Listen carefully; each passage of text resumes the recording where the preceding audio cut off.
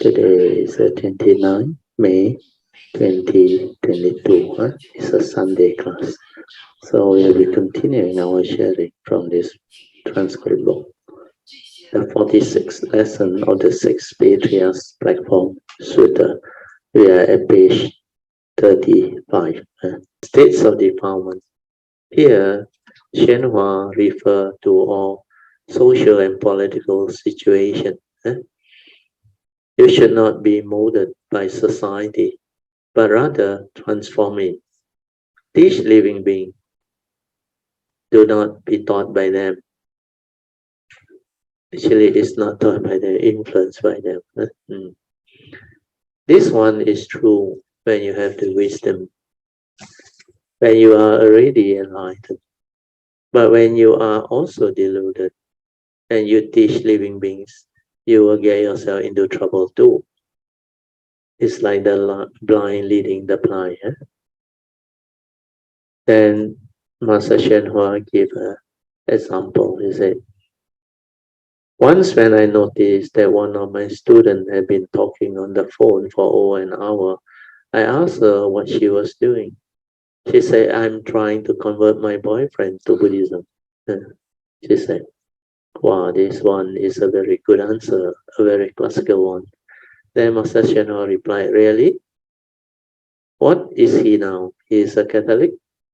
She said, be careful and make sure he doesn't convert you. Master Shenhua said to her, his belief in Catholicism is so firm. Take care that he doesn't take you across. Sure enough, not long after she ran off. Now, what she believes, whether she saved others or was saved by them, is unknown. So this is a humorous example. So this is just Master Shenhua's example. Okay, then we read. The non-defilement of the self-nature is called the honored among the multitude. So this is according to the Sutra. Living beings are all defiled. If you wish to be an exceptional individual, you must leave desire behind. To separate yourself from desire is to be a great hero and true students of the Buddha Dharma. Unless you correct your fault, what little Buddha Dharma do you know is useless.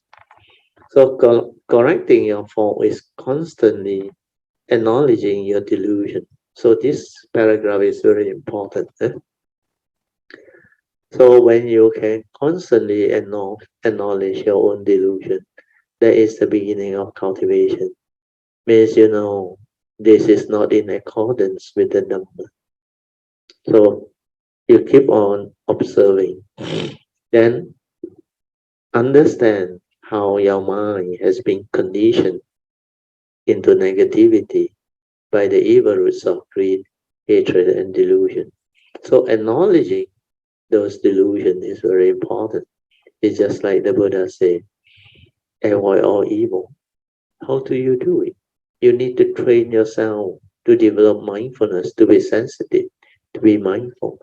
Then you need to develop the first phase of Dhamma, pariyatti, to understand what constitutes evil. What constitutes evil is very important. You can't understand that through the first phase of Dhamma, pariyatti, the learning or the teaching. Then how can you be mindful of it? How can you actually observe it, see it, then abandon it? So the cultivation actually need to follow certain precise steps and understanding. Unless you go through those precise steps and understanding, you are deceiving yourself, deluding yourself. You think you know the Buddha Dhamma? It's all knowledge. And knowledge will lead to argument, division, misunderstanding. So all this is not cultivation or practice. All these are still within the mundane mind, within the analysis. When you try to analyze or reason to develop or the right and wrong, the duality, then there is no cultivation.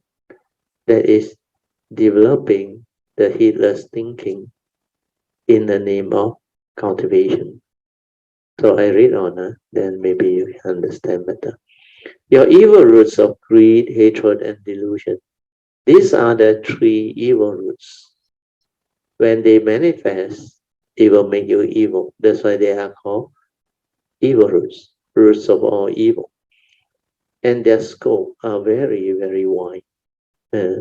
So this first evil root of greed, which in Pali the Buddha called lobha, is not only greediness, because the English translation is not so accurate. You need a lot of English word to actually explain that word lobha, the evil roots of lobha. This one is a type of positive craving, desire. So it's not just being greedy. All of your selfishness is also part of greed.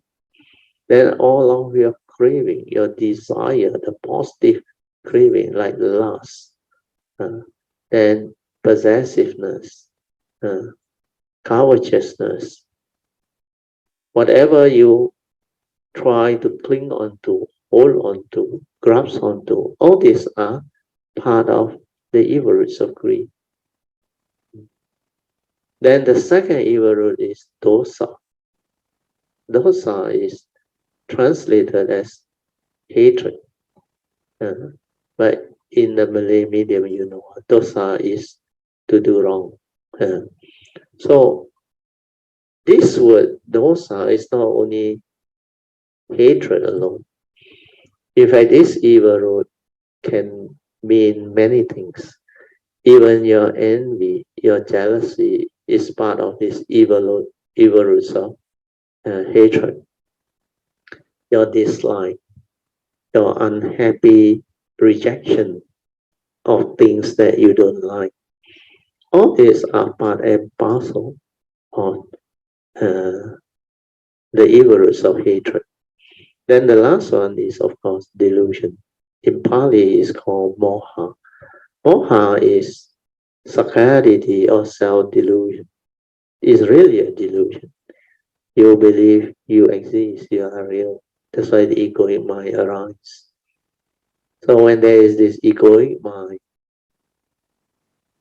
it can trigger the personality to grasp, to cling, and through delusion, it develops fear, worry, anxiety, sorrow, and lamentation, insecurity, phobia. All these are from delusion.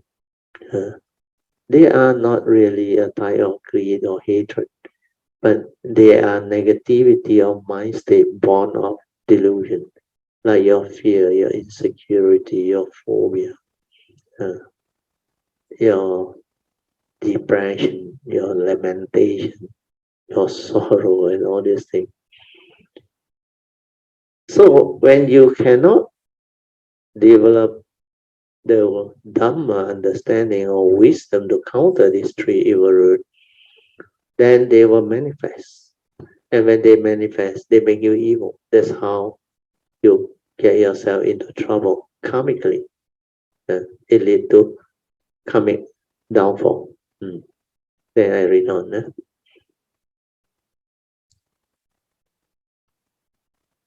Go down a bit. Go down a bit. Sorry, go down a bit. No. Sorry, go up a bit. So I read the whole sentence so that you understand. Correcting your fault is constantly acknowledging your delusion. So this part, remember. You can acknowledge your fault, your delusion. Then you can correct yourself. You can improve. But to do that, you need to understand certain things. What constitutes evil? Then these three evil roots of greed, hatred, and delusion, you have to expand on it. Then you develop mindfulness to be sensitive, to have the ability to be aware. So correcting your fault is constantly acknowledging your delusion, your evil roots of greed, hatred, and delusion. as they arise. Okay, we have finished the commentary. Do you have any question? Is there anything that you would like me to clarify? We can stop here for today at page 240. That one is during that sharing. Today's session is quite easy to understand. It's just about refuge taking and about cultivation and all those related things. The only thing you have to pay attention to is the final point of cultivation. Just raise your hand if you have any question. Yes, there is somebody, Sister Mandy. So the question is, according to Sister Mandy, he said, Bertil, my question is not related to today's teaching. Actually, I was listening to your Dhamma recording in one of your talk on consciousness, the conscious and the subconscious mind. Do we need to know that at our current level of cultivation? Then I replied, I said, later on in your cultivation, you will go through a transformation stage where your mindfulness or your awareness will become very stable. After it has become so stable, then it can have the state of awareness within your nature that is able to be aware of your subconscious and unconscious mind state, even while you are sleeping. So this one is for those who have already developed the stability of inner mindfulness, awareness. Then you will have the ability. You can do that, you are already very good. You would have progressed very far in your cultivation.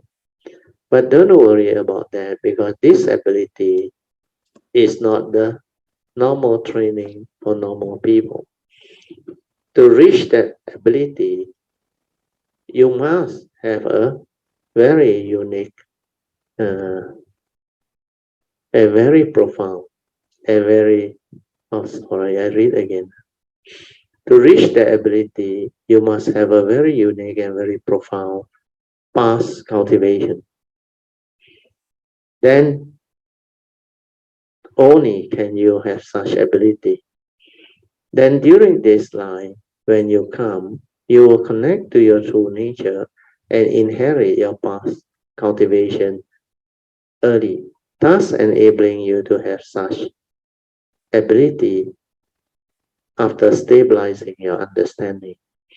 Then your mundane mind will collapse and your true nature will shine forth. Then your ability to be aware become very stable and very natural. Only those type of beings can be aware of their subconscious and unconscious creation from moment to moment. So this part, I think, no need to worry about it until later part, when you have stabilized all this and develop the ability to connect to your nature. But for normal living being, maybe you can maintain some form of mindfulness or awareness within and understanding too. You can recall or recollect what you go through while you are asleep. Means after you wake up, you may not have the ability to be aware inside, and you cannot follow your subconscious or unconscious release via dream states, etc. Because you don't have the stability of the true mind to go in. But you can recall through memory after you wake up. As you go through the dream state, the subconscious is released, and you can recall some of them. Then you will come to understand why this type of dream arises.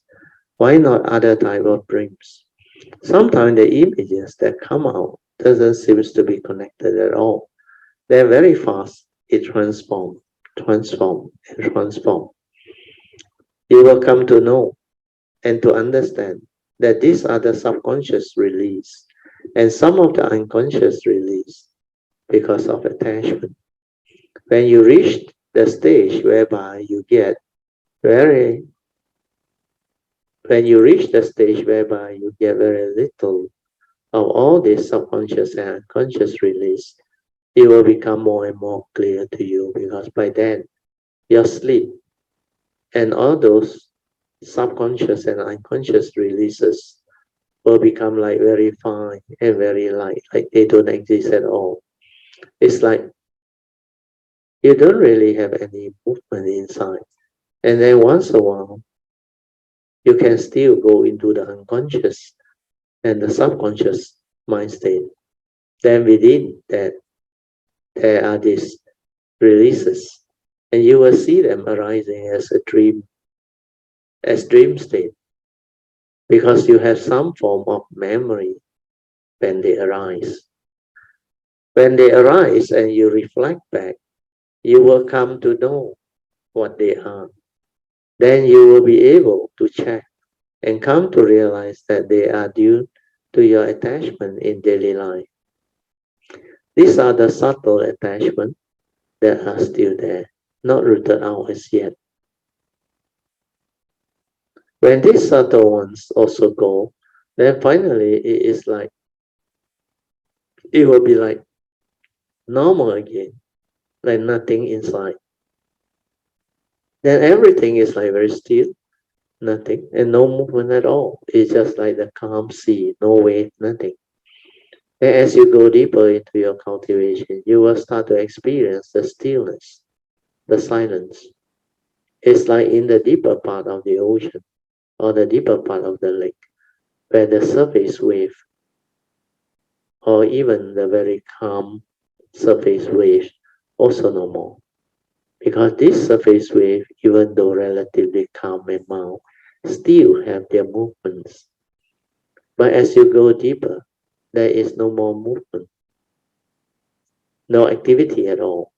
So stability of mindfulness, awareness, and the true mind is more or less the same. When the superficial mind is no more, especially after the mundane mind has collapsed, then all these gross images and mind state persist. Then even in your daily life, there is no more of this mundane mind creating mental formation or mental activity and thinking. Absolutely nothing. It's just a clear nature, shining forth.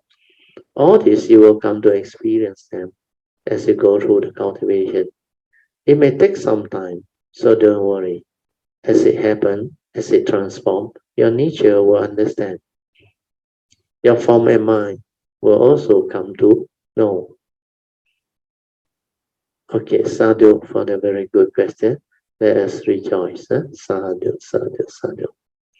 She was listening to an earlier recording, hence the question. Huh? This is the note.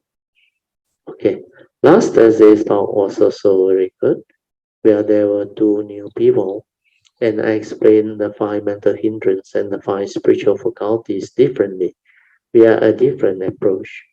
Then someone asked a question, and I answered her with a question.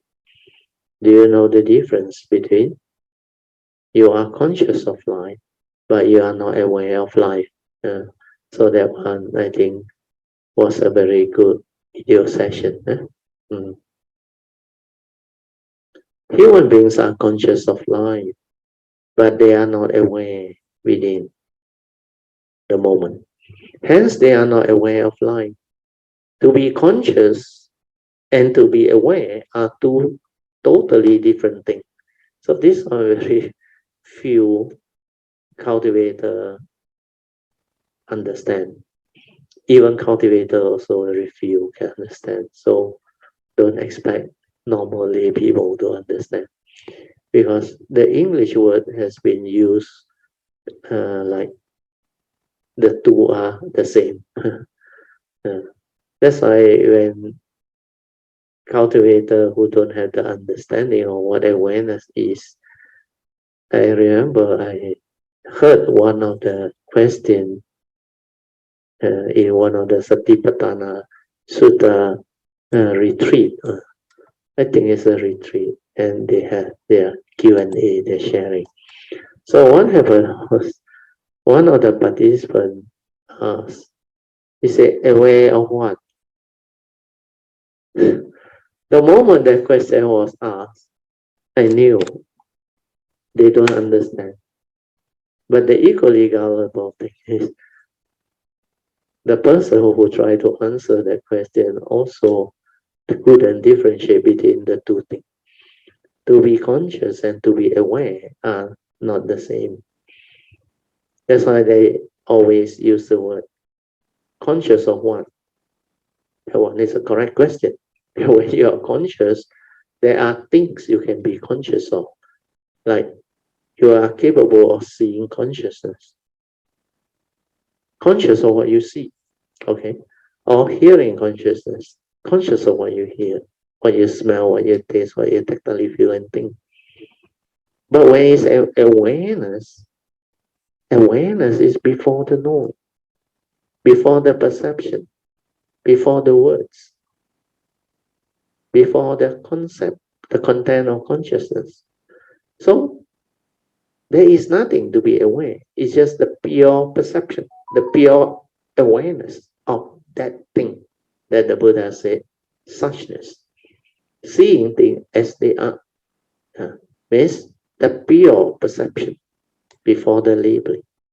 So to be aware and to be conscious are two different things.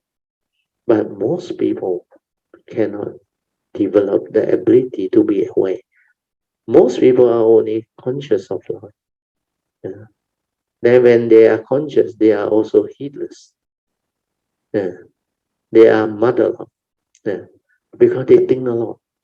The thought process, they are preoccupied in their thinking, their mental stirring, their emotion, everything. Then the negativity of mind state, born of the five mental hindrance, keep on arising. That's why that one will hinder the mind from entering the meditative state of inner peace, inner calmness, and inner awareness. And because of that, they cannot be in the meditative state because they think alone. They overuse the thinking mind, the mundane mind. They are hardly aware within. When you are without thought, you are naturally aware. So we go back to the sharing. Hopefully, people can develop the understanding. The moment you wake up, you are already conscious, right?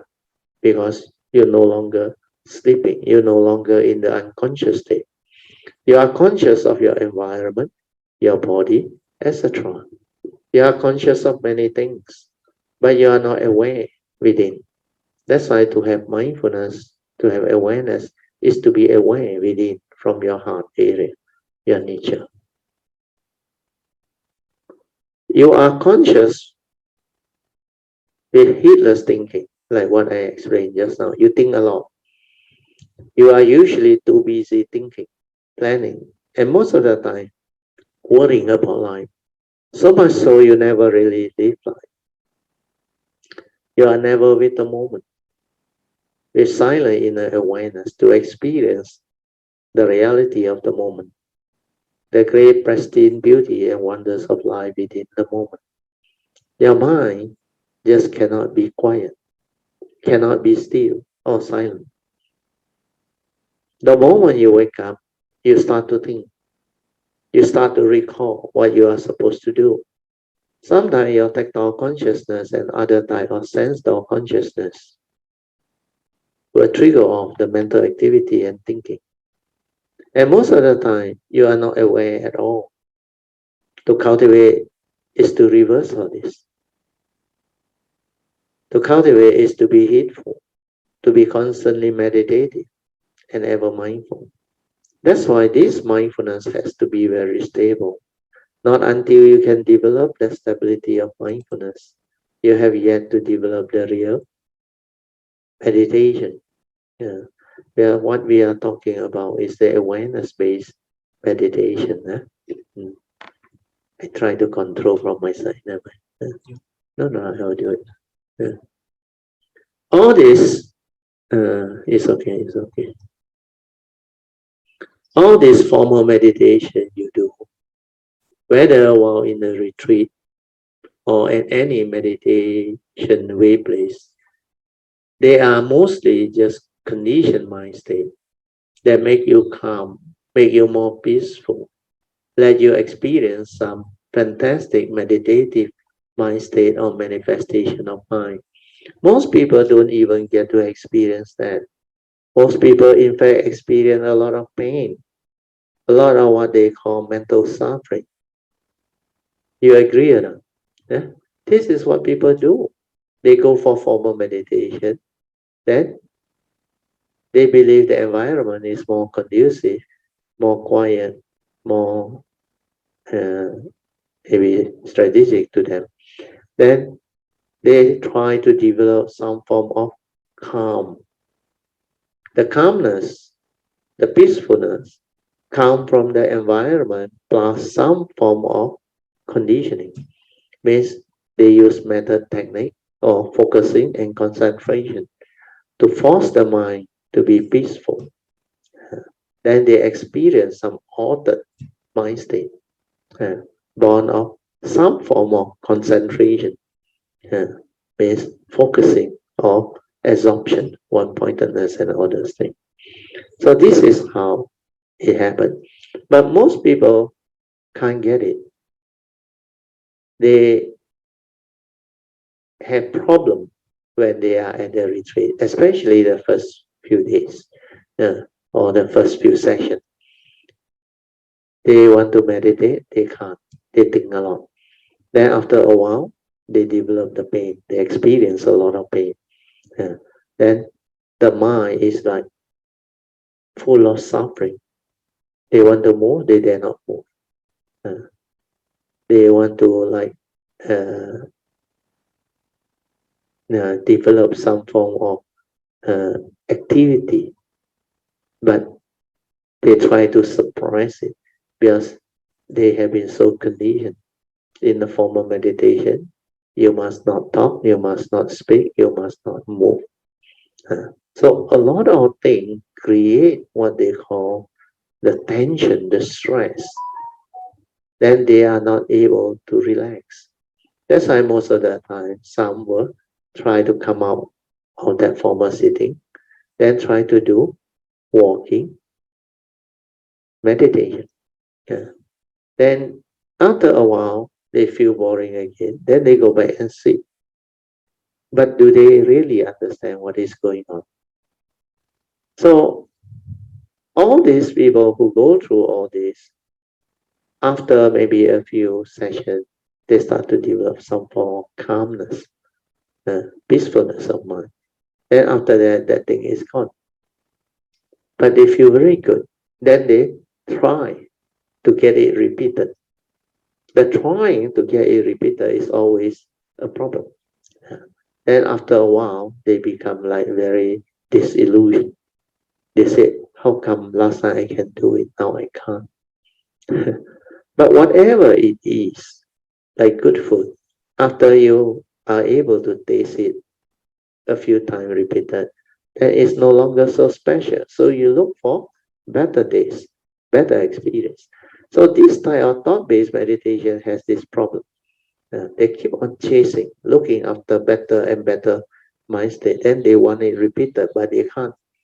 Because when you are new, when you have the faith, and when you determine, then you do certain things, then it will come when you don't expect it. But when you look for it, that craving prevents it from arising unless you develop the skillfulness in that training, like the concentration or the absorption, then you can get it repeated, especially those who constantly do it. But if you do that, it's thought-based meditation and you don't understand. It's not awareness-based. That's why it will give you problem too, where you will debate, not knowing that you are debating. So that is the initial problem, I realized. Then I go on to say, it's like a torture to them. They force themselves to sit. And this part is very true. They force themselves to sit through all the discomfort, the pain, the numbness, the itchiness, and the restlessness of mind with all the mental hindrance. Yet they dare not tell people. So this one, you reflect back in the early days when you go for retreat without understanding. You also do that. You force yourself to see, even though it's very uncomfortable. So you sit through all the discomfort, the pain, the numbness, the itchiness, and the restlessness of mind with all the mental hindrance there. So mental hindrance, sensual desire, ill will, sloth and torpor, sleepiness, and restlessness of mind, and doubt. So all this, they will arise. Yet they dare not tell people. Sometimes they try not to even move. Means very rigid in their posture, and that makes them not relax. Even then, when they want to release the gas of heart, they are also very embarrassed and scared. All these are happening because they don't understand what meditation is. They think everybody sit, so they must also sit. Everybody don't talk, don't move. They must also not talk and not move. But inside the mind, psychologically, there are a lot of negativity of mind state, a lot of unhappy thoughts, and a lot of mental suffering. Then sometimes you force yourself to sit through and you go into concentration or one-pointedness of mind via methods and technique, then you will experience some form of peace and calmness. Then the pain seems to go off for a while. Then then you thought you had progressed. You thought you were very good and you try to talk about it. Wow, I experienced the formless mind because my body is like missing. I cannot feel my body. Let's say you get to experience all this. So what? Does it give you any understanding or wisdom? Does it allow you to see defilement, to understand the essential Dhamma? Have you transformed? Chances are you do not have any of these. Even the enlightenment factor is also not there. The right view is also not there. What meditation is, you also don't understand. You don't even know what sati is. You also do not understand the spiritual faculty. All this, you also don't understand. And yet you say, you are enlightened. Oh, sorry, you meditate. That's why if you do all this without understanding, you become gullible. And it's very difficult for you to progress. That is the reason why I've been emphasizing and sharing with you all for the past few months the importance of having a clear understanding of what is meditation as taught by the Buddha. You have to listen to it attentively and then write it out so that you are more focused when it comes to developing the meditation with understanding. Then you make sure you understand all this and put them into practice with understanding. Does it allow you to see your defilement, to understand the essential Dhamma? Have you transformed? Chances are you do not have any of these, even though even the enlightenment factor is also not there, the right view is also not there. So what type of meditation is this? Uh, then you also don't understand what meditation is. You don't even know what sati is. You also don't understand the spiritual faculty, yeah? Saddha, virya, sati, samadhi, and panya. All this, you also don't have the understanding. Yet you say you meditate. That's why if you do all this without understanding, you become gullible. And it's very difficult for you to progress. That's the reason why I have been emphasizing and sharing with you all for the past few months the importance of having a clear understanding of what the meditation as taught by the Buddha is. You have to listen to it attentively, then write it out so that you are more focused when it comes to developing the meditation with understanding. Then you make sure you understand all this and put them into practice. with understanding. So I actually summarize it for you again. So phase one of the Dhamma cultivation is just to understand the teaching via pariyatti, which is the learning of the teaching. Then after that, when you have developed a clear understanding, you put it into practice. And this phase two is called pati. Unless you understand it very clearly, it is very difficult for you to put into practice. So this is obvious. Then you will know or understand what you are doing in the name of meditation. This is most important. Whereas you have become gullible and you think by doing all this, following all the instruction, the methods and the technique, you think that is meditation.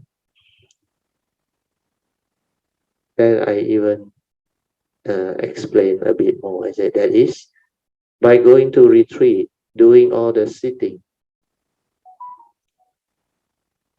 sit there, don't move, or do all the noting, walking, sitting, and bowing, etc. As long as you don't have clear understanding, technically, you are actually wasting your time. Bear this in mind. Yeah?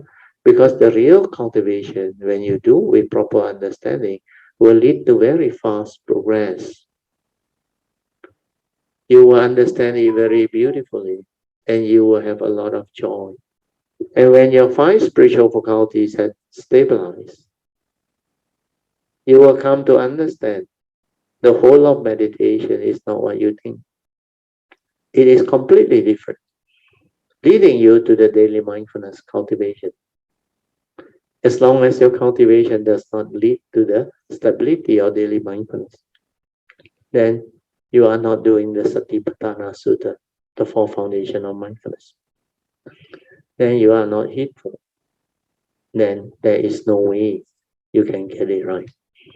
When you start to see all those things clearly and awaken to the universal characteristics of nature, then you will come to a clear understanding that all these are not what the books say or what people tell you early on. It is your own self-cultivation, self-realization that brings forth the understanding. And that is the real cultivation, which is just to develop the silent mind. See, this is what you have to do, which is the meditative mind in sati or awareness, leading to the samadhi, to insight into phenomena, or what they call vipassana insight. We are the cultivation of the four foundations of mindfulness. You have to go through and experience them all.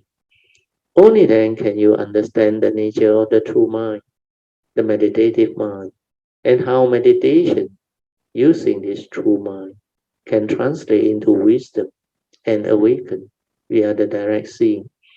This is the summary part of the cultivation. And hopefully with this understanding, more and more Kayamita can develop the cultivation with clear understanding.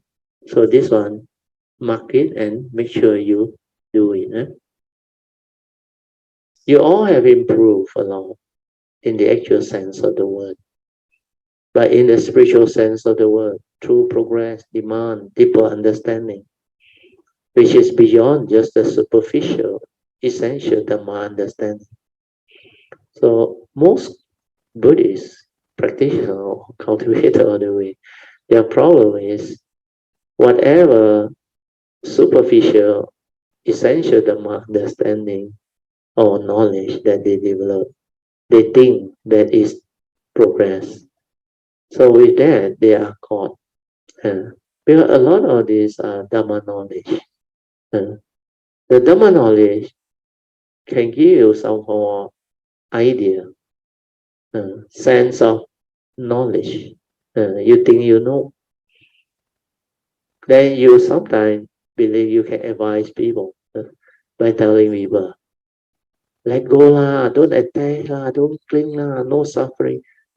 Easier said than done. Like last time Yun Chan used to tell me, separate to advise people very easy.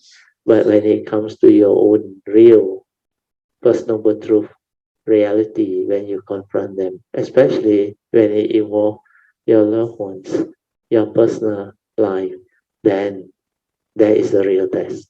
Yeah. So without the true penetrative awakening, yeah, the Dhamma unfolding, you cannot handle life. You cannot come to terms with life. Then all this noble truth, first, second noble truth, they keep on arising. Yeah. Then you don't even understand what the third noble truth is, cessation of suffering. Without awakening, without wisdom, suffering cannot cease. Then the path that leads to the cessation, which is the cultivation of the Noble Eightfold Path through heedfulness, is not done.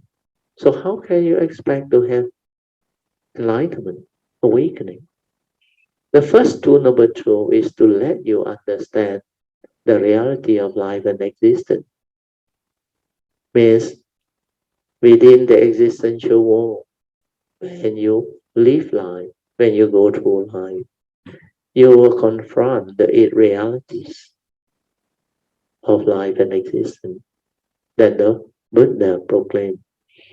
Then this one, if you confront them without wisdom, the Buddha said suffering will arise.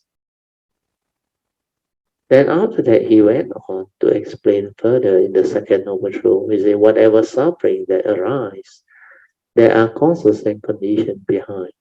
That's why the cause of it is arising. So if you have developed the understanding of what suffering is and the cause of its arising, then definitely you can do something about it, isn't it? You can manage it better. It involves your life. There is no reason why a person, uh, a normal person, uh, would be so deluded until when you already know this is suffering and this is the cause, and you allow yourself to be entangled again uh, and get yourself into trouble. That is insane, isn't it? So if I know this is suffering and this is the cause, I will know how to avoid it. Then I have to determine my life. If I want to overcome all this, change all this, what are the things that I have to do? And that is cultivation. Then you start to follow the advice of the Buddha to reverse all this. Because whatever that arises early on is through delusion. Without the understanding of this teaching, you didn't follow the advice of the Buddha to avoid all evil, do good, and purify your mind. That's why you don't believe the precepts. And you don't know that the precept is given out of love and compassion to us by the Buddha to prevent us from committing major evil. So to avoid all evil, you have to abide by the precepts. You have to keep your precepts. But these precepts, if you violate them, it constitutes major evil. So when it arises, then it will cause your karmic downfall, karmic negativity. Then when you don't take care of karma, karma will come and haunt you, and you will suffer. You will become afflicted. You will become miserable.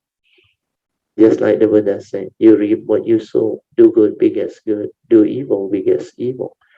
You hold the key to your own life destiny. So your life, you decide. So basically, that is what it is. Huh? Mm. So I will move on. Even the Noble Eightfold Path cultivation will become different after that. You will start to reflect and contemplate via the first turning and the second turning of the first path factor, which is right view. The three types of right views is karma niyama, chitta niyama, and dhamma niyama. After that, you put them into practice. Then all the essential dhamma will become very clear and meaningful to you because it all spin off from the right view. Then with the initial understanding of the teachings of what constitutes evil, how to avoid evil, and how to develop the mindfulness to be aware of evil, you can then reflect and contemplate deeper into what actually constitutes evil, especially the subtle evil that you are unable to see before this via the direct see, and how your five mental aggregates of form and mind, actually arise and pass away following the law of dependent origination or dwelling. That is true meditation. That is the one you need to go into and develop. That understanding, no one can teach you. Just like what the Buddha said, he can only show you the way, and you have to walk the path yourself. So this part, bear in mind and develop it, because the training is entirely the individual. You have to cultivate yourself.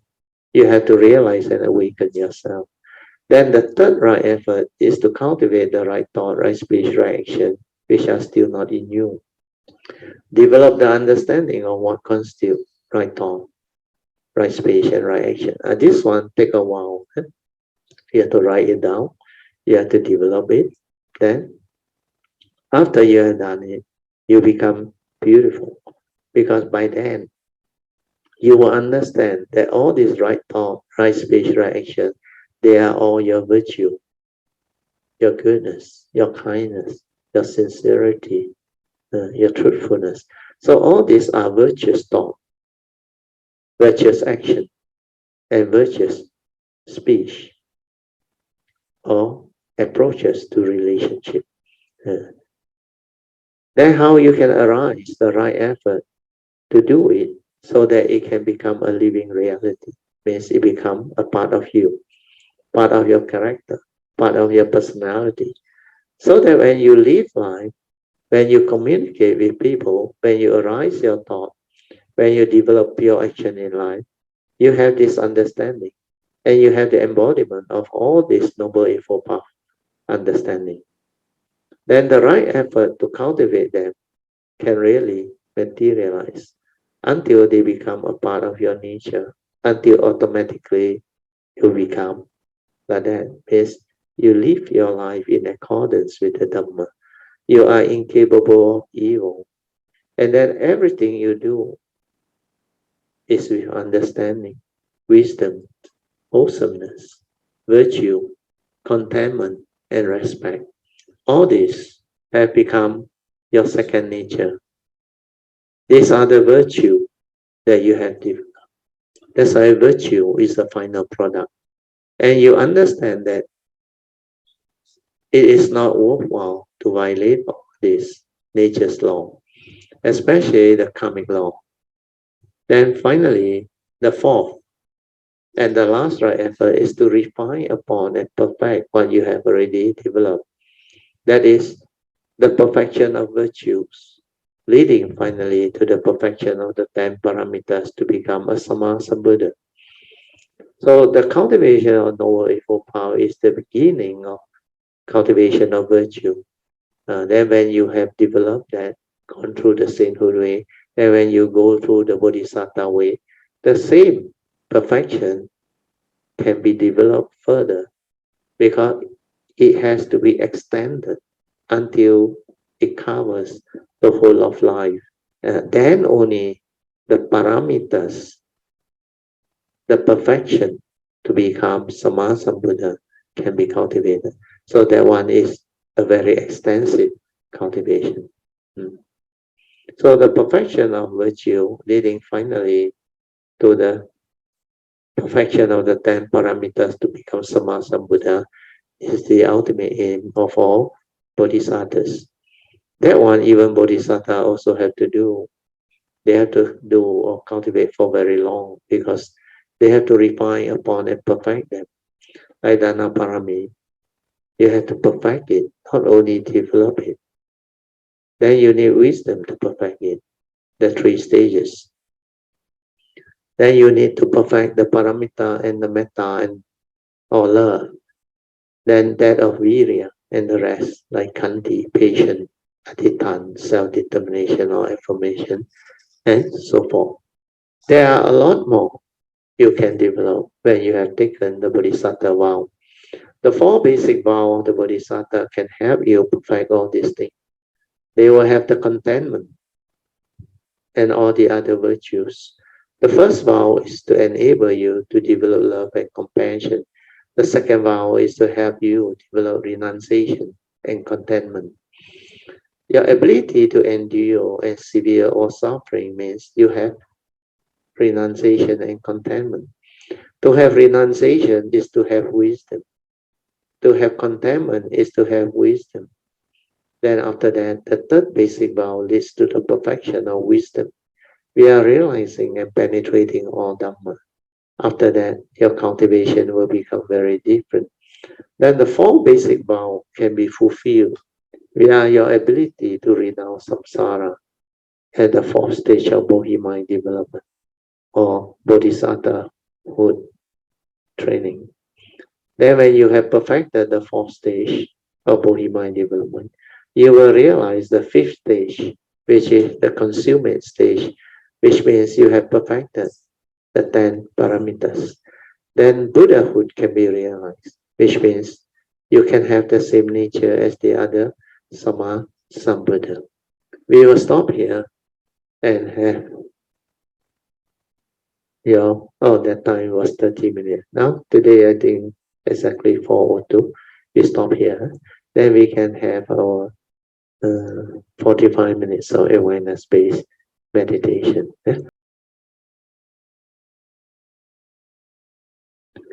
Okay, you can slowly, mindfully come out of the meditation. Then we can have our second session, which is meditation reporting. Baratil, Yeah. 我想 share 我最近的一个experience 那一天我们在 Visa Day 的那个 gathering 对，在 Pamasri 的家那时after 那个金浩的他有问那个问题了以后 Baratil 你在跟他做那个 explanation 的时候，你有讲到你就讲到一句话，你讲因为会有这样难比较不容易的去 cultivate is because due to 我们due to 有这个karmic 就是那个 thought 一直在是 due to 有这个 karmic 的这个 obstruction 在那里。对，很奇怪 Baratil 你在你那一天你在 mention 这个 sentence 的时候，我的里面很像他有 feeling 整个这个 sentence 很像 touch 到我的里面。因为 the faith is very important 是的So then 过后then after 2天过后我回了马六甲，所以我就回去马拉克的那个观音庙里面，然后我就去 ask for forgiveness because of 这个因为past life because of 这个 thought 的这个一直在 disturb 我们所以我就在then 我就在那个观音庙里面，我就去 ask for forgiveness and then the aspiration and get and 也要那个观世音菩萨来guidance 对 protection blessing and guidance。after 3天过后很奇怪 then 我that day afternoon 我的 brother 在 call 我telephone call 我在跟我讲电话的时候suddenly like 我在讲电话的过程里面，我有一点的reacting。The moment 我 react 的时候，我可以看在我讲电话的时候 ，at the same time， 我看到我的 heart 的里面在中间有一个东西这样子 arise， 然后它又 cease 下去。then 我就没有去理它。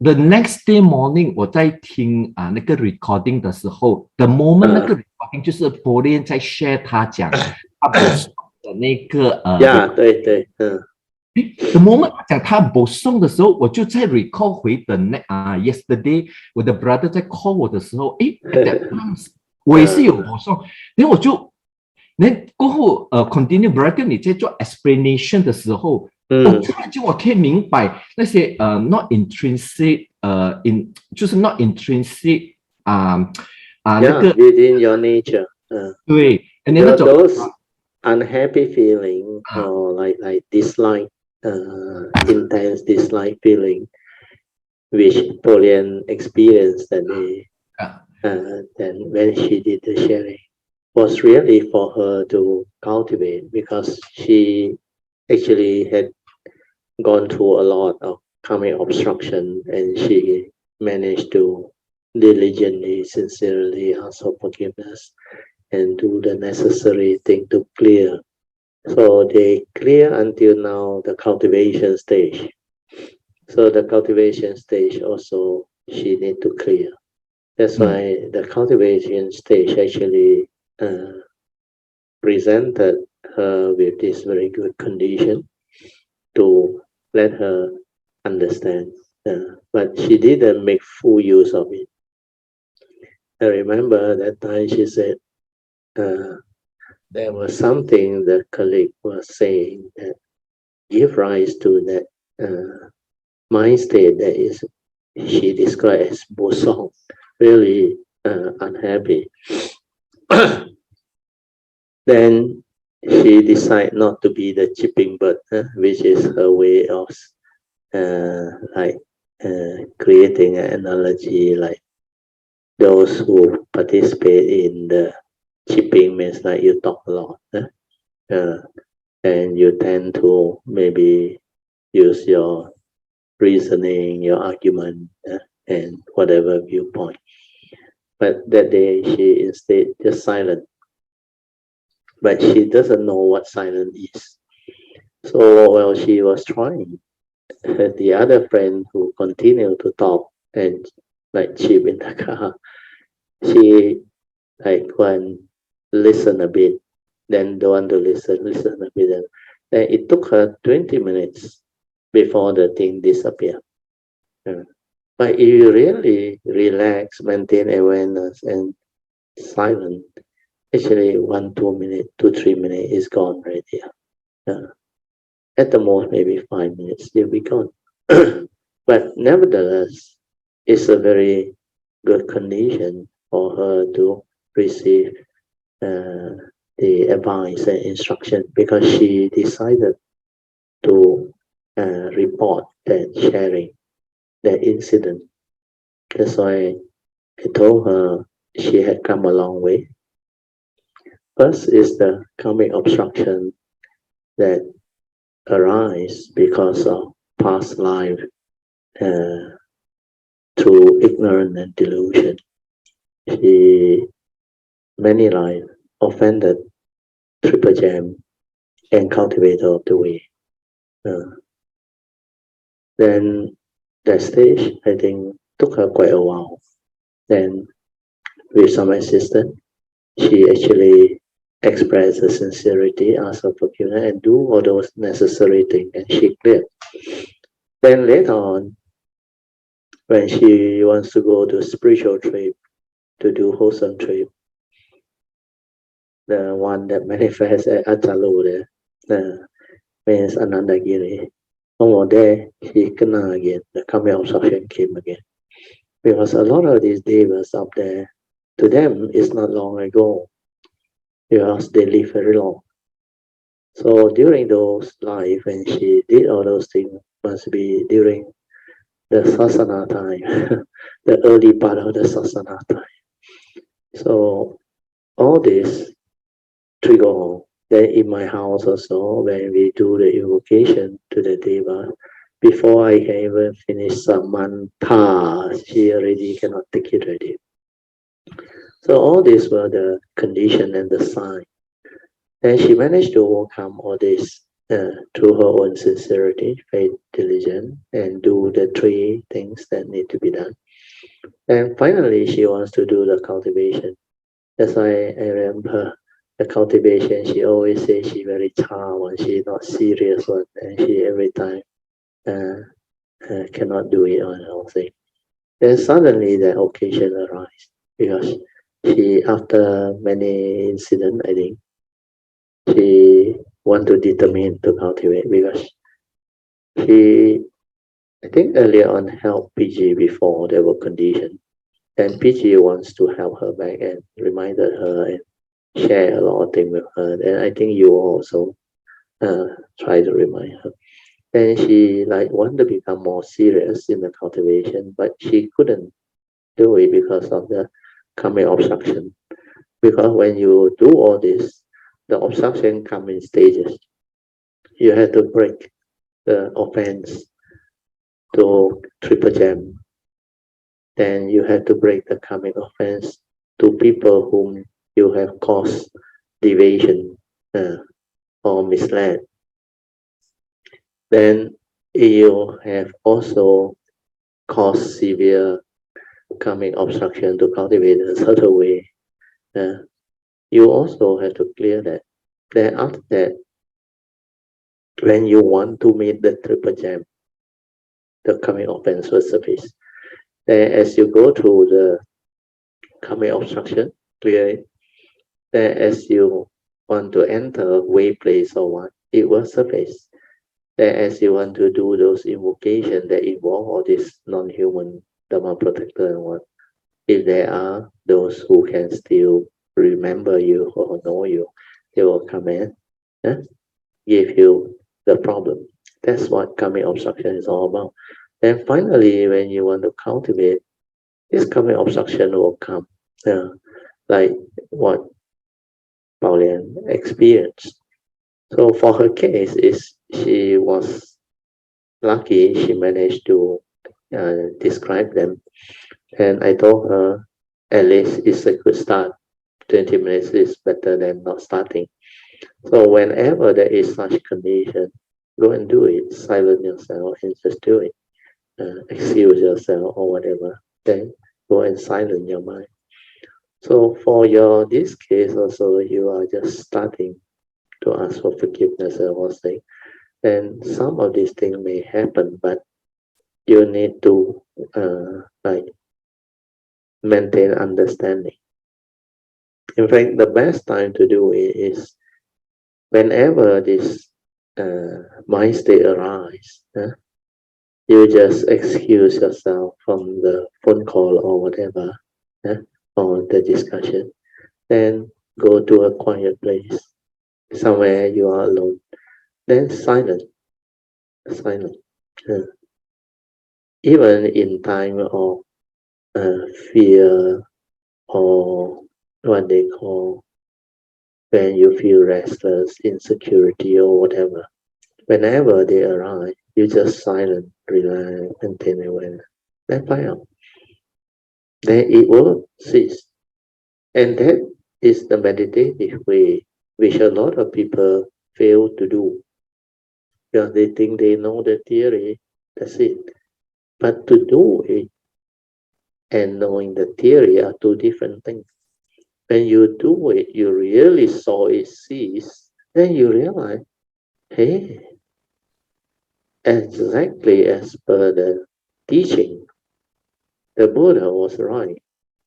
All these mind state, they are dependent, originating, condition arising. It's not intrinsic within our true mind, our true nature.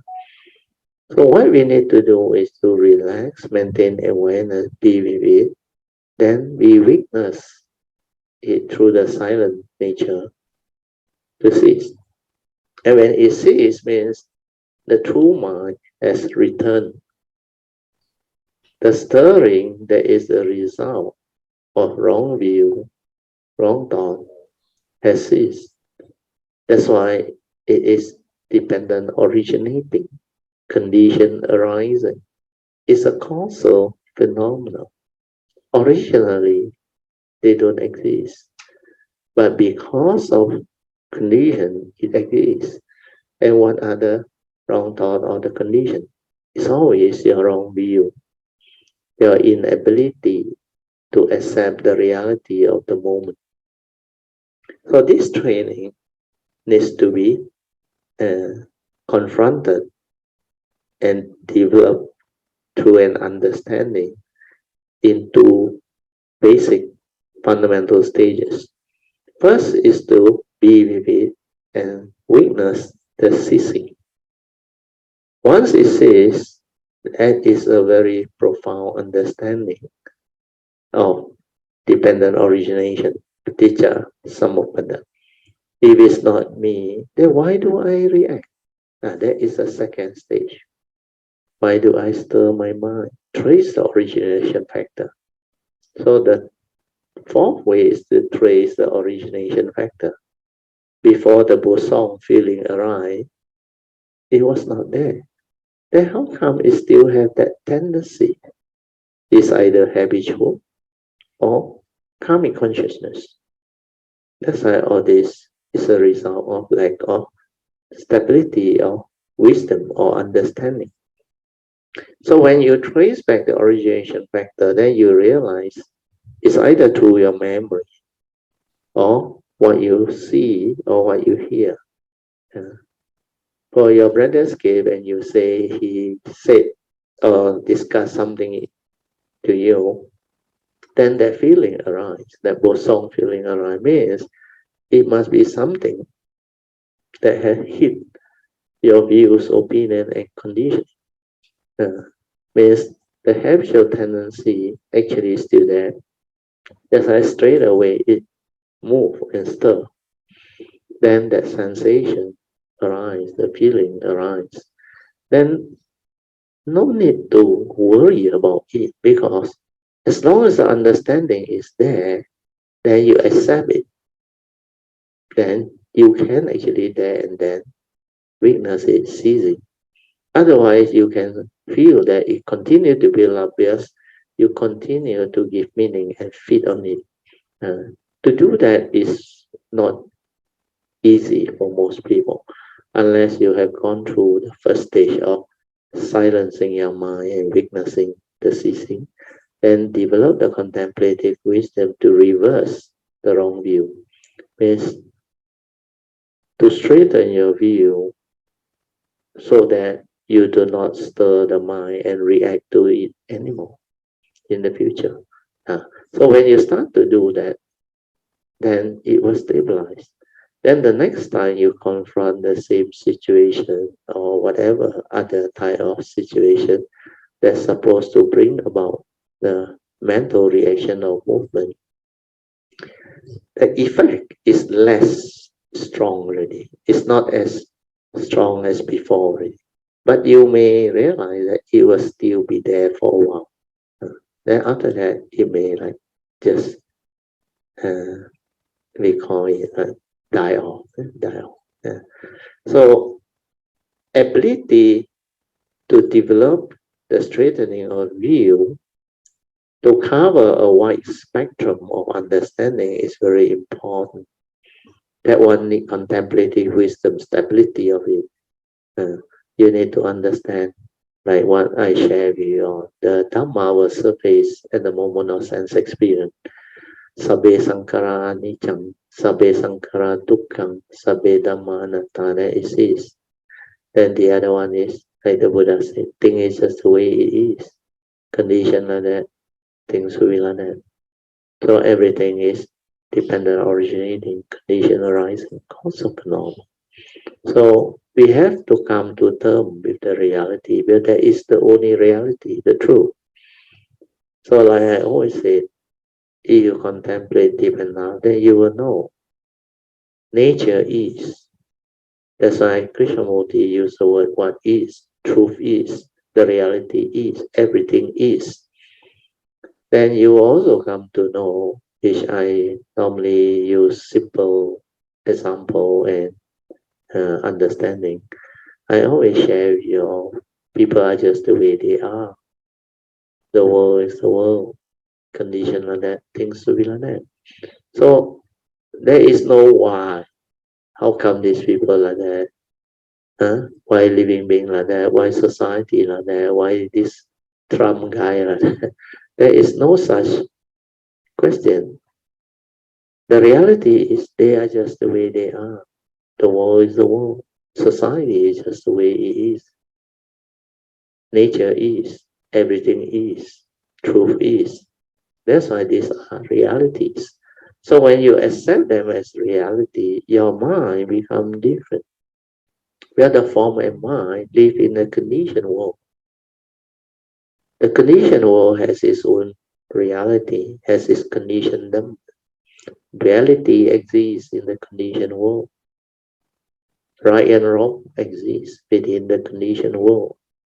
Everything that people talk about, knowledge, ideology, they exist within the conditioned world, even belief system. That's why they have all this division created by religion, by belief system, by race, uh, racism, disharmony, and all these things. So when we can accept this reality, we come to terms with it, then we are at peace. When we are at peace, we can act. How do we act? That's like all this are the cultivation. We act following the Dhamma way, means we act according to wisdom. We don't act according to memory uh, or knowledge or what people tell us. Well, that one cannot free. You have to act according to the Dhamma way, which is the wisdom way, following Noble Eightfold Path. Noble Eightfold Path means what? That one you have to contemplate until very stable. Right view leading to right thought, right spirit. Right view is most powerful. The moment you have the view correct, you can accept already, like law of karma. There are causes and conditions behind, like the Buddha said. Otherwise, how can it happen to you? Because you reap what you sow. Do good because good, do evil because evil. Thing is just the way it is, cannot be otherwise.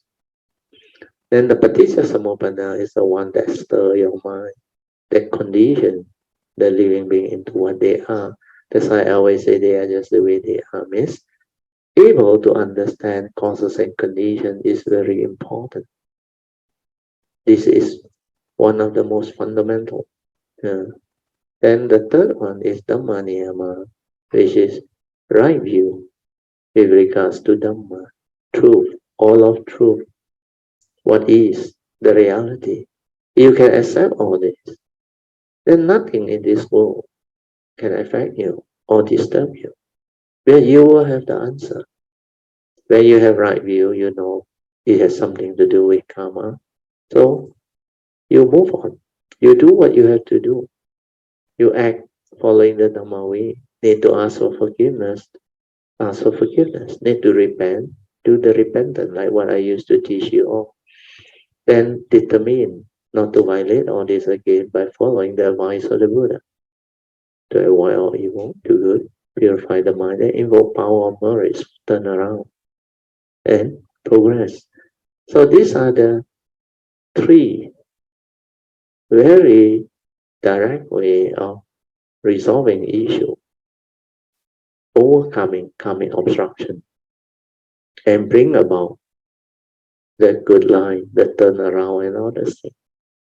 So all these are very useful, beneficial for cultivation. You need to stabilize all this understanding so that whatever happened to you in life, you understand. Where it will complement the yellow card, the form and mind. The two aspects of the form and mind that I have shared with you. You must have the right view. Uh, and right view in regards to the five aggregate of form and mind. Uh, even the rupang anicca, rupang anatta, vedana anicca, vedana anatta, sanya anicca, sanya anatta, sankhara anicca, sankhara anatta, and vedana anicca, vedana anatta. Then go deeper into it. Sabbe sankhara anicca, sabbe sankhara dukkha, sabbe dhamma anattito or anatta. So reflect on it, contemplate on it, develop the understanding of it. So all these are very important understanding. That's why they are all connected. So when you do the four basic vows and you include all the other things that I have taught you all in the yellow card, to ask for forgiveness, to repent, then after that to develop affinity with great beings and the triple gem. Ask for their blessing, protection, and guidance. Then do all the affirmation of having this right understanding and right view life of the life whenever you choose to come or you have to come. You must have this understanding. Then go all out to make additional vow to break all the other karmic obstruction that are still not included.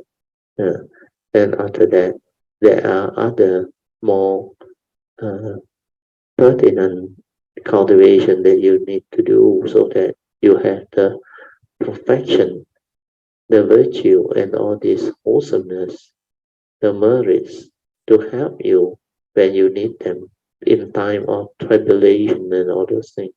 They will shine forth to enable you to fulfill your 10 perfection cultivation, to fulfill your 4 basic vows, to come as a bodhisattvas. So all these are the bigger picture understanding of the whole practice and cultivation that you can develop the stability or understanding so that you establish your form and mind on this path, this line, in a very, very stable manner, so that you have strong faith, saddha, virya, and sincerity, then you persevere. Then the way will be there. Means this way already established, fulfilled. Then line after line, the understanding is there, the condition is there, the seed of Bodhi, the Bodhi mind planted deep within the nature. This is what cultivator and Kayamita need to do this time, especially if this coming retreat, if the date we more or less decide on the end of August until early September. So this retreat, a lot of things can happen if you really determine and do it. Then at the retreat, you can actually develop a lot of understanding and stability of mindfulness, or we call it the sati, to be with your true mind, your true nature, your silent mind, stabilize it, stay there. Because at that temple, the Triple Gem Temple, the great beings' nature are all there. They are very conducive. The environment, everything, the nature, very conducive. And it's like meant to be. My nature actually knew before the pandemic started. Once this retreat can be held, a lot of Kayamita will move and benefit. But I don't know why. I think it's because of some calming. It cannot happen because of the pandemic. So for 2 years, but sometimes it's a blessing in disguise. Like for Pocheng's case, it was a blessing in disguise. Because of the pandemic, we revert to the Zoom session. Then I did the Heart Sutra over 8 months. That one helped, actually. Then after that, the Zoom sharing also helped. And this one turned out to be a blessing in disguise. It prepares you all to have all this understanding so that when the actual retreat is there happening, I can tell you with this understanding, you go there, you become completely different. And your faith, your sincerity, your perseverance, you would do it like never before. And so many of the Kayamita who has progressed, they will know what to do. Then together with our collective consciousness at that time, that whole of the retreat will become very beautiful. Our Kayamita falls that time will shine forth, become very powerful. So hopefully with today's sharing, it will help you all. So okay. Radio 谢谢你Radio 就是经过了那个 incident 了过后我就一直在一直在 repeat， 一直在听你的那个 advice 给那个婆练的，因为我就一直在来很像去establish 那个 understanding 这样。然后今天你又在讲的时候，哇，很像整个一个很 full 的一种整个的一个 full 的 picture， 整个的那个explanation。对，the big picture you have to connect them all。Otherwise, I realize 你每次去解决那个 section 那个 small section，then you cannot develop the overall understanding to actually once and for all clear all this. Then only after that the Bodhisattva way will really take off. It will take off.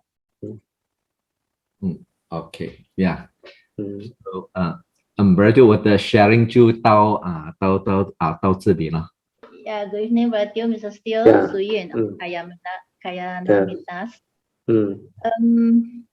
Yeah, I totally agree with Brother. You said a big picture, to see an overall picture is very important. Yeah, the full picture is very important. Because just like this Theravada seminary program, novitiate program, we have to see the overall big picture, like Brother Theo said, because we cannot be how to say, cannot be taking care of only the small personal satisfaction. Correct. Sadhu, very good. Or right according to that person, is it? Yeah. No doubt sometimes they have their good points, but it just cannot be done because of the overall picture, is it? Yes. Sadhu, you can understand that is very good. Sadhu. Because I see a lot of from this novitiate program, I learned quite a lot. Personally wise, I can see a lot of arguments or individual views no need to be not necessary to be taken care of. I mean, to be that's why you will come to that understanding. Don't try to be right, because this is the mundane condition world. There is reality, there is right and wrong, but why must we try to be right? It will lead to argument, misunderstanding, conflict. And for your case, you begin to understand and see, then not important, you put it aside. But try not to explain to people. When you explain to people, more problem coming on. Living being, when they are not ready, without the Dhamma understanding, they can't. In fact, I explained before, I remember, during the early days, there was only one incident where the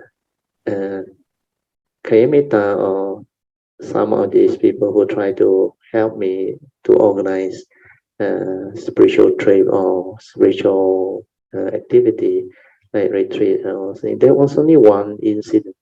Luckily, I managed to nip it at the bud and explain the thing and resolve it, because it happened like what you went through, Amy. Yours is actually still quite minor, but that one, that time, it involved many people, even out of the committee was also involved. There were a lot of this type of feedback from the participants who participated at those retreats. Actually, those retreats that was not organized by me. There was one organized by me, but the other one was not organized. But if from the other one, not organized by me, it developed into something quite bad already, because it seems like outside different Kayamita tend to, like, the sign came and talked to me and discussed this with me. Then I knew already, because this thing has become something like that, where there are some who are not happy with certain things that certain people decide. Yeah, they don't have the big picture. They don't have the full understanding of what is going on. So luckily, after that, there was condition for me to actually call the committee member together to discuss it and explain the whole thing to them. So in the discussion, what I told them is we have to be careful about our own, like, eagerness to put forward our views or opinion or decision. Then I say it's not a question of trying to be right, or we try to do the right thing. Because right according to you may not be right according to others. Others are not happy. Then some people, they question why the surplus fund donate a lot to temple. Then certain temple nominated by somebody. Why that temple? Why not other? So these are the questions that are very common. But if you don't hear it from the outside, the grassroots, it's okay. It is not serious. But once you start to hear from outside, means if you don't nip it in the bud, it will explode. That's why I say, don't try to explain to outside people because they don't have the Dhamma. They cannot understand.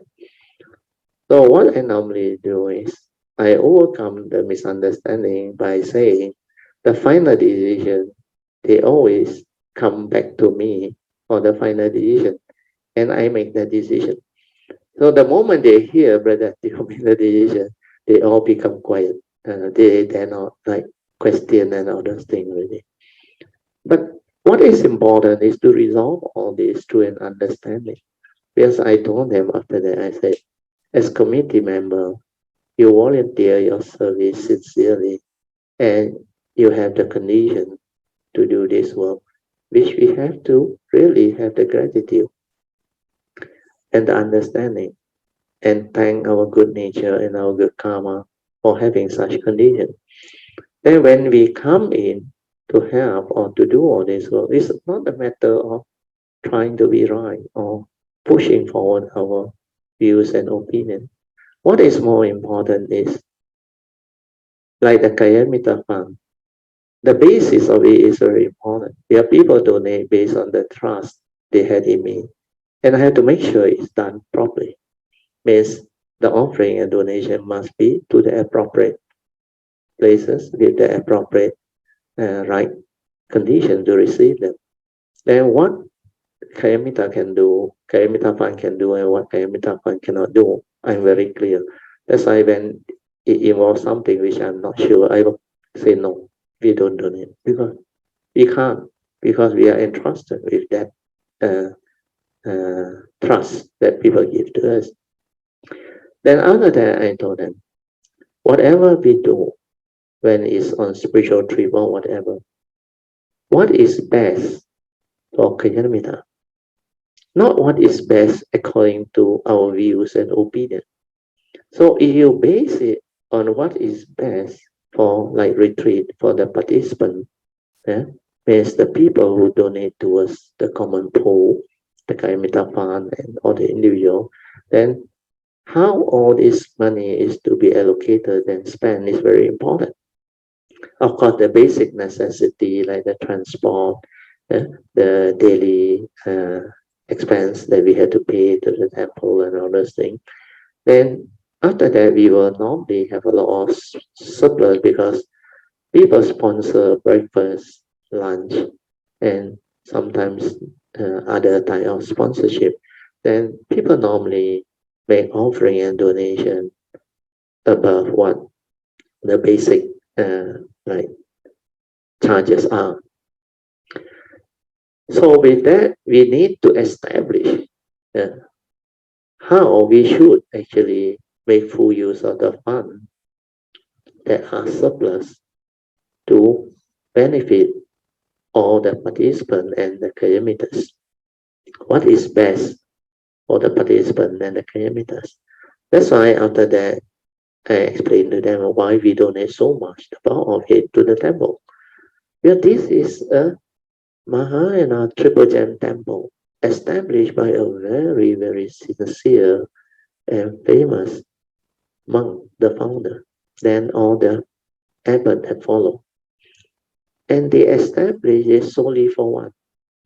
For the benefit of cultivator to actually bring forth the causes and conditions for people to come and develop the faith, plant the seed of bodhi, cultivate wholesomeness and all those things.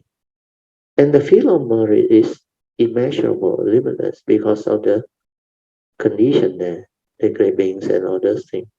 Then people go there for retreat. They hold many of these far away throughout the year. And they didn't charge us for the heater, the electricity, even the lodging. they only charge us about cost for the meals. And the meals are so cheap. I think 3 or 4 ringgit a meal only. So one day, even 2 meal or 3 meal, it's only about 12 ringgit or what.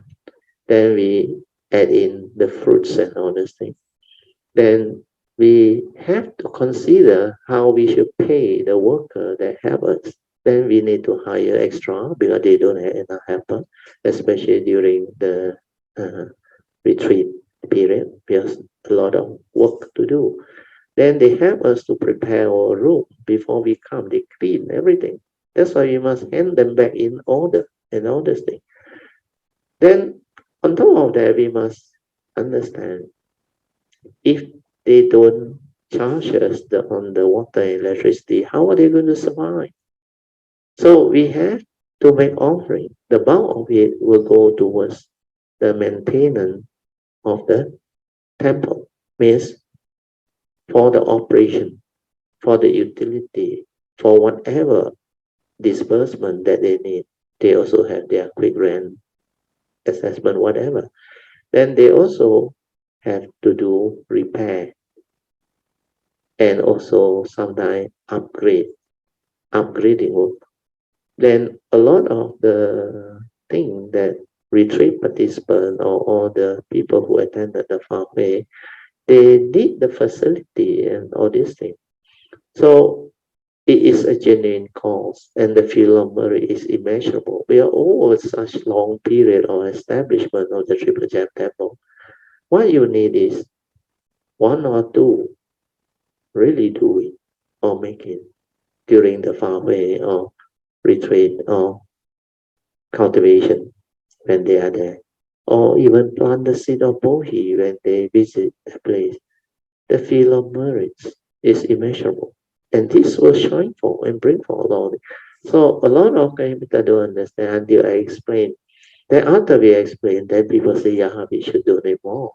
Then after that is I arrange the Kayamita fund in such a way that the Kayamita fund will donate towards the retreat as a common fund. Then we make sure certain like lunch or food expenses. The Kayamita fund will sponsor. Then the common fund will also sponsor after we donate. So normally we will have the hot pot the last day before we leave the next morning, the evening after the closing ceremony. Then after that, on the way back, normally we will have lunch somewhere. So that one also sponsored by Kayamita. So if you have chance to sponsor the breakfast of all these cultivators, the lunch of all these cultivators, and also whatever that people sponsor, sometimes it's in the form of, I think they go and buy some of this tofu fa, I don't know what, I forgot already. And some people just buy certain thing and make offering. And it's like dana offering to the participant of the retreat. And these are very wholesome offering or donation. So if you understand all this, you will develop the understanding and you will strongly support why the big chunk of the donation goes towards the temple. Then the balance, normally we are quite healthy if our surplus cash flow. We will donate to certain way place or uh, places where we feel have affinity with us and will help us develop some form of real, genuine awesomeness. Like we donate towards Wu Ping Jing Se. Last time, Miss Lee there allow us to use for our Sunday class free. No charge, nothing. Electricity and the way place. Then all this, what Miss Lee did was she donated back to Kayamita. So there's a synergy, which is very beautiful. Then we also donate to like certain organization that actually that actually has the condition for us to donate. One of them is the place we usually support is Anandagiri, Thailand, because we have great affinity with Achala. And he gave us a condition to do a lot of wholesomeness whenever he has his activity there. And we have known him for, I think, very long, almost coming to 10 years, if I'm not wrong.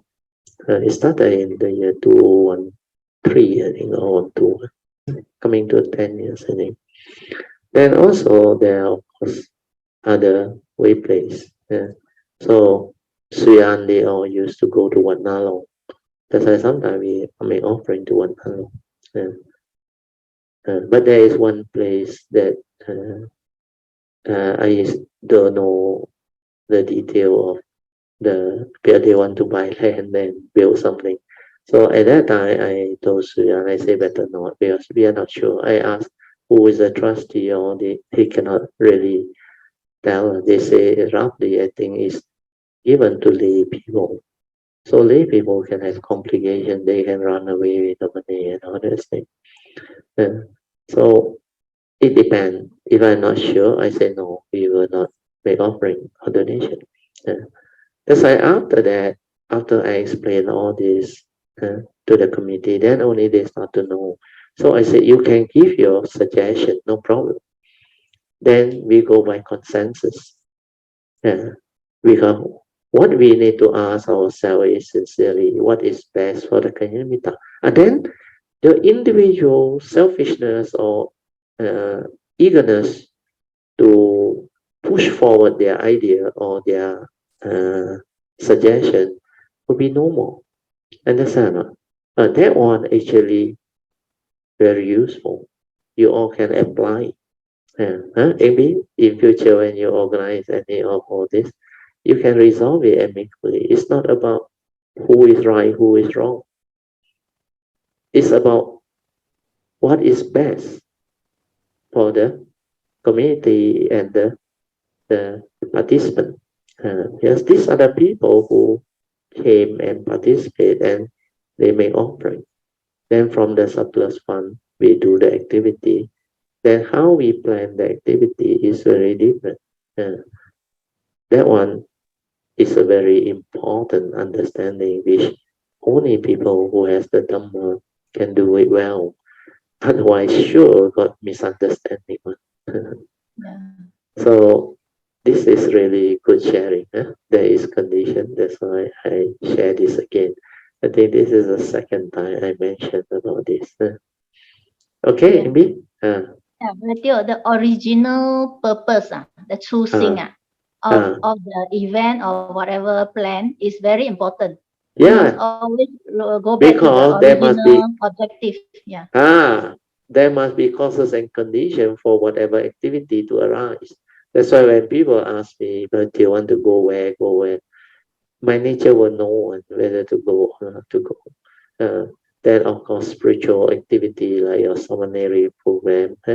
You have, like I mentioned that you have that condition and that nature, and it's meant to be because you're supposed to develop this type of activity, or you got a very strong affinity and interest in this type of seminary program, which you already in the past had that intention. That's why you will become beautiful in the future.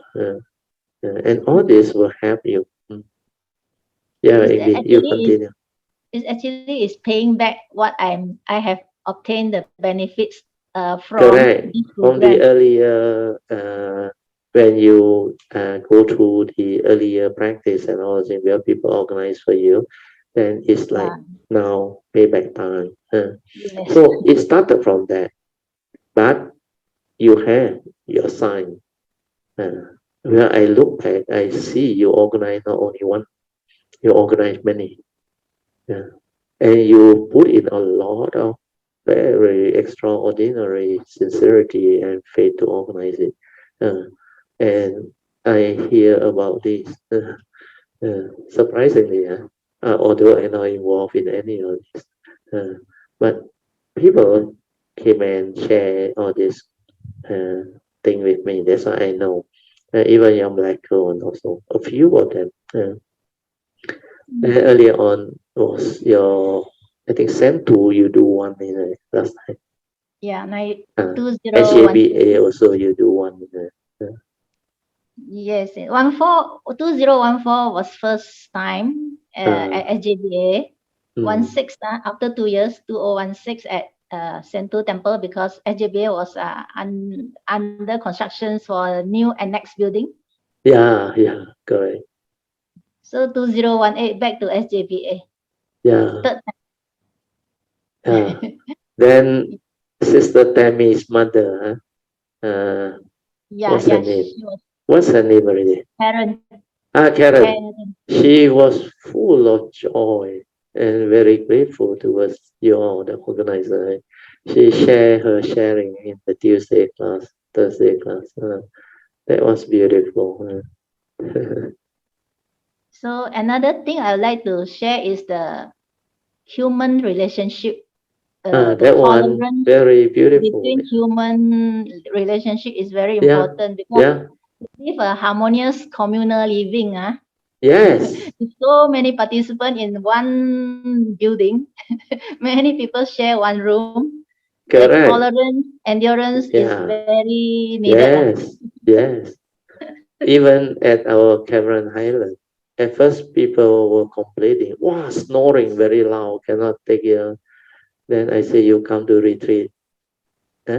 For what? To train yourself. You can't even tolerate snoring. Then it's very difficult for you to understand the meditative training. Your meditative training is not about you alone. The world is the world. It has its own causes and conditions. You cannot pass because of all this small thing. Then means it's your problem. You don't have the understanding. But it's only when you can endure, like you said, you use the right word, and develop the harmony. Because we are there because of the retreat or the samaneri program or the retreat program. Then we need to actually understand that all these are organized for us. We are at people's way place. We have to respect their rules. We have to develop harmony. We have to endure many things. But it's already a luxury, compared to the early years. That's why I share this with some of the retreat participants at that time. When I was there in the early 80s, Triple Jam Temple, that meditation hall was not extended yet. The flooring was still cement floor, very cold. There was no hot water, nothing.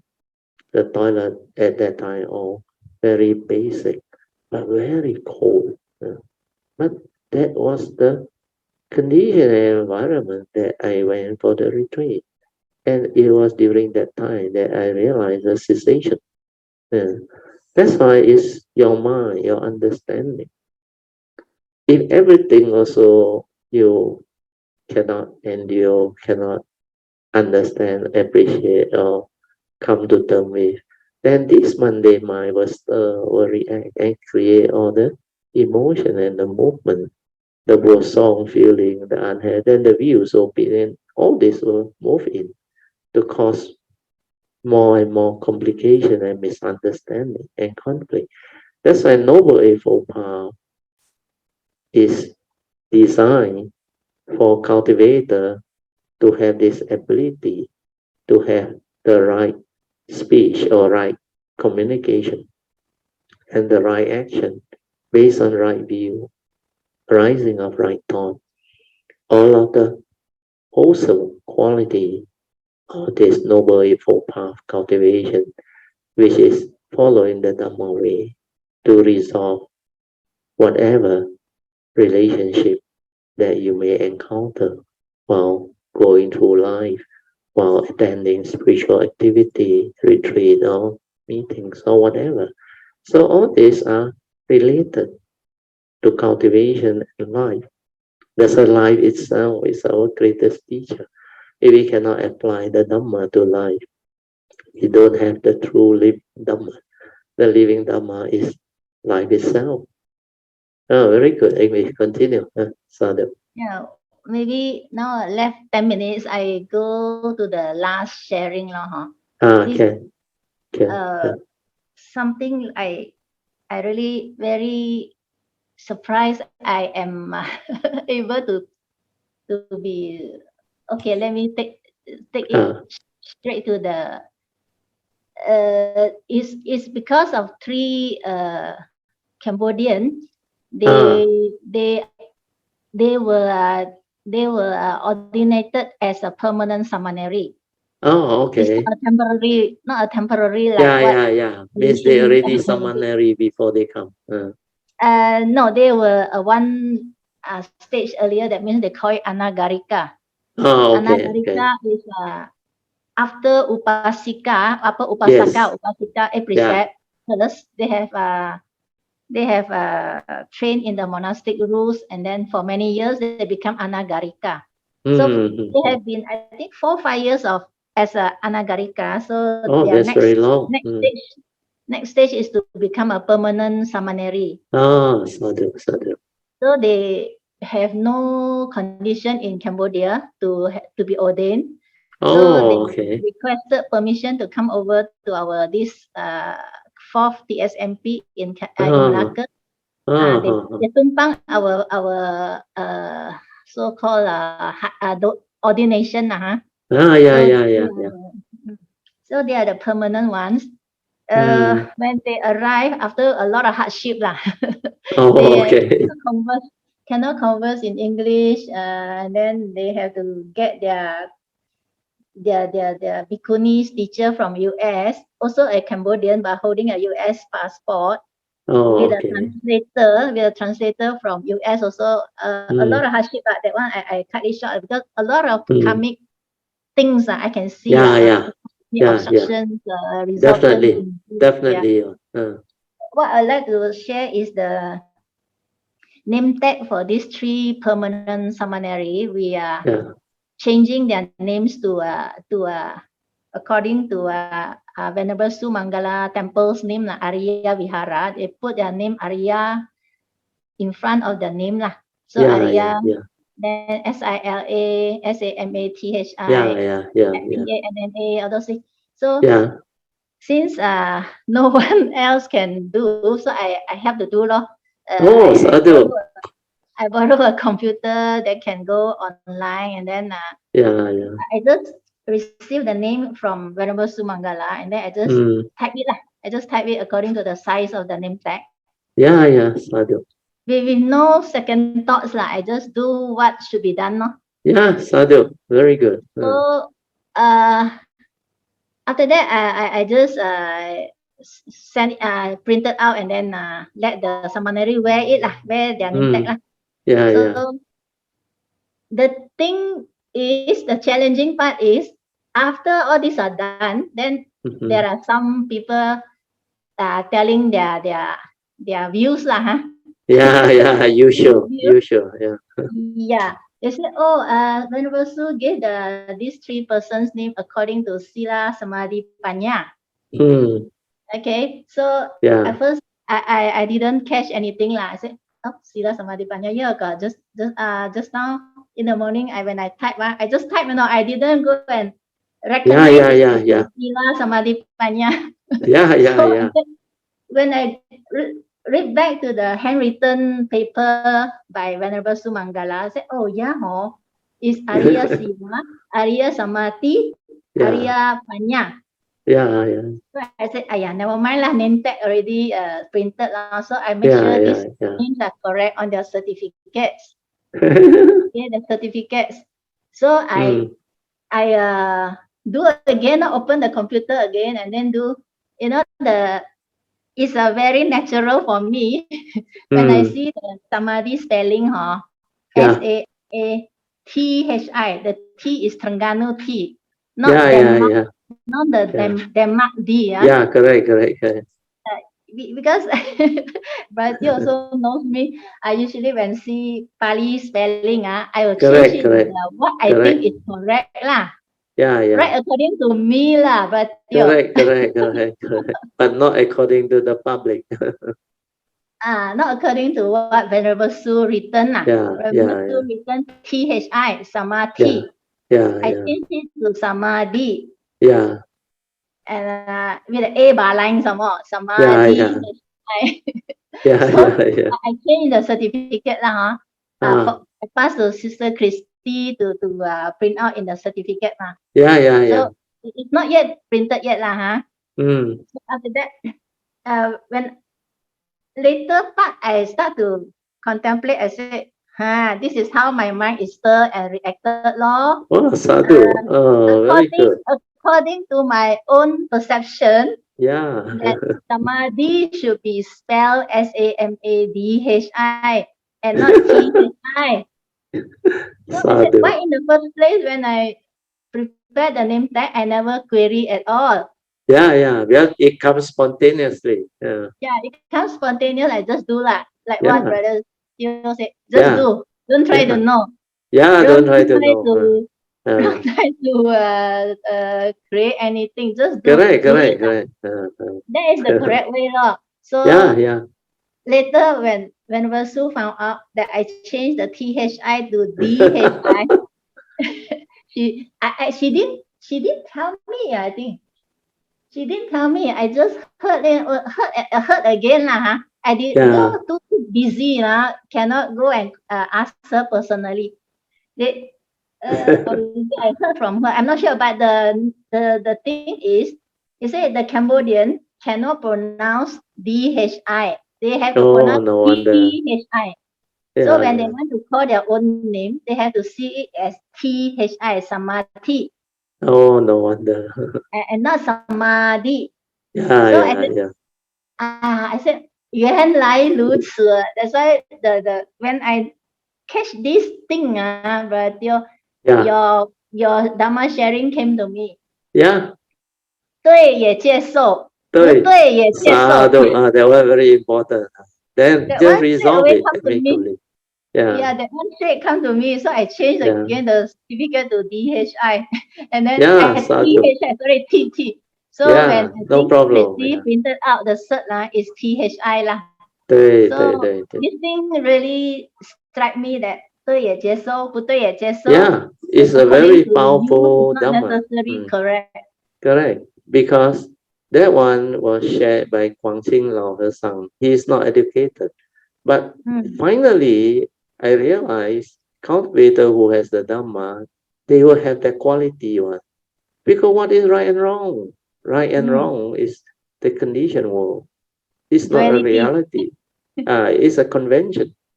And people like to argue over right and wrong. What is there to argue? To us, it's the reality. 对也接受，不对也接受. Why? Right according to him, wrong according to them. Both also the reality.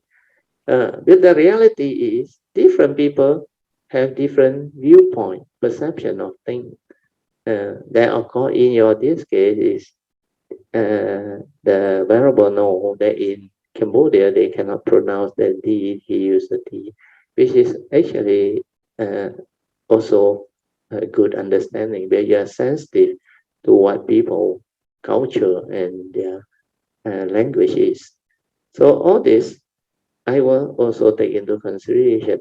It's not about right and wrong, no meaning. Otherwise you become rigid. Wow, it become very messy. Then some people, the defilement still there. They say, like that you do yourself, I don't do. And then more problem. But luckily, your understanding is there. Then these things surface. Then you realize it can be resolved beautifully, amicably. That's why all this is wisdom behind. It's not about the conventional reality of right and wrong. As I don't try to be right, I always use that advice. As a cultivator, don't try to be right. Then as a meditator, don't try to know. Don't try to do. That one people can understand. People say, Huh? Don't want to know. Then how to meditate? Don't try to do. Then who meditate? That's why they cannot understand. What we meant is, don't try to know means the knowledge part, the thought, the content of consciousness. That one keep on manifesting because it wants to know, it wants to be right. Then that thought keep on creating all the what they call ideology, the conditioning. Then when thought is active, how can you meditate? At that part, people cannot understand. But they do thought-based meditation. They are not doing awareness-based meditation. When you do awareness-based meditation, you realize, oh, that is beautiful. Don't try to know. Don't try to do. Just silent, relax. That is the first hallmark of meaning. 无念. Good, Sadhu. Very good sharing, Sadhu. That's why I realized there's no absolute true and no absolute wrong. Yeah, because these are conventional reality. It's not the truth. The truth is the isness of thing. Thing is just the way it is. Finish. It's not about our version of right and wrong. That's why acceptance is wisdom. I always say. 能够接受忍辱就是波罗蜜。Not the suppression type. Yes. When I realized that, there is no grasping at all. That I feel the mind you will be able to have that understanding because you have gone through those tests in the early days. So I really understand the meaning of free mind, like what you said. The mind that is free of entanglement. Free of 起心动念, free of correct. Free of paticca samuppada. Correct. Means it cannot affect you at all. It cannot affect you at all. Because the moment you have the understanding, you can be at peace at all times. Means anywhere, any place, any situation and condition. If you are not able to be at peace under such circumstances, then your mind got a lot of things to do. That's why you use the word 起心动念 is correct. When you arise the mundane mind, it creates sankhara activity, thinking. And what is the link before? Avijja. Avijja 加 sankhara. That's why 动念就是即是无明. That is what 佛言长老 said. And that was beautiful. That time when Sister Gig tried to ask me because she didn't know. Then when I explained to her, then only she understand. Then 佛言长老 used the word 无念就是真心. Oh, that one was very beautiful. I told her, yeah, it's correct. Very beautiful. That's why people who has the cultivation and the Dhamma is very clear about their understanding.